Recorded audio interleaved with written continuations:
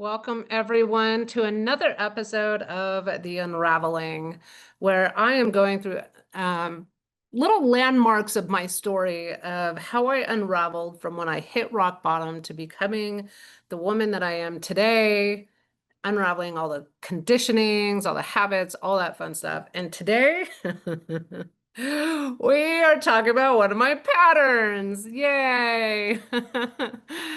So, thank you for tuning in yet again. This is my fourth episode. So, I appreciate you following along and enjoying my journey out there. So, let's unravel, shall we? All right. So, last that we left off, I am working through my family chaos. I am working through my divorce. I'm getting back on my financial feet. And I found something that felt safe, comfortable, familiar. And it was the one who gave me a bed after my divorce in many ways. You know where I'm going with this. Because it doesn't take long when you're living together with someone and the romance happens, right? And it was romantic for several reasons, because it was familiar, because it was comfortable, because I felt safe. But in the middle of it, in the middle of it, he gave me some sense of stability amongst all of this storm and all of this chaos that I was going through. The challenge was that he had been single for 10 years. So he wasn't used to being in a relationship or domesticated or anything like that. And I was just coming out of a marriage and hadn't quite processed all of my emotions or how to separate from being in a relationship and going back to dating and, that whole process. So we were operating from the polar ends of emotional readiness. And when things get romantic, it kind of complicates things. But I didn't question it. Why? Because I followed a pattern that I didn't know that I had, right? So he loved going to the bar every single day, 7 days a week. I am not a bar person. I prefer being at home, but I also know that there's a lot more to life than just going to the bar and having some beers. At the same time, it wasn't enough of a red flag because that's what my first husband did and that's what my family did. So it was still kind of normal, but I was starting to feel that itch that, this is not how I want to live anymore. If I wanted to see him, I had to go to the bar.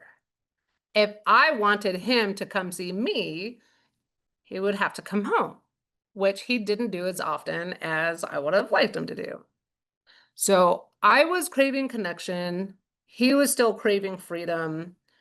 I saw the disconnect, but I didn't do a darn thing about it. Because for me, the level of disconnection that him and I had was still better than the level of disconnection that I had just left. And he was providing me safety and stability after all of that. So a year goes by, and I start asking the question, don't you want to marry me? Right? That's the question every guy wants a woman to ask him. Obviously, a sign of emotional unintelligence. This is part of my journey. And he very assertively responded with, I'm not going to be forced into it. I will ask when I'm ready and when I want to. And of course, I felt disappointed and I felt the disconnection, yet I kept moving on autopilot, totally unaware of my own pattern, right? So the pattern is you date, you like each other, you move in, you get married. That's how it works. I mean, we skipped the whole dating part of it, but the rest of it was still there. It took me over a decade, you guys. A lot of tears, a lot of hurt and a lot of betrayal to finally realize what I had done. It's called rebounding. Oh my goodness. What a word. I had attached to him like he was already my husband before I had even blinked. Not because we were aligned, but because I had never detached from my first husband. I was so emotionally invested, I couldn't see the forest through the trees. I had just taken my emotions from my first ex-husband and put them into my second, this guy I was dating now, and never really cut any ties or anything like that. So I rebounded, I latched on emotionally, spiritually, mentally, all of it. So even though I could see these signs, I wasn't able to detach from him or to be aware enough not to get attached to him. It wasn't love. It was unprocessed grief that where I was trying to feel safe.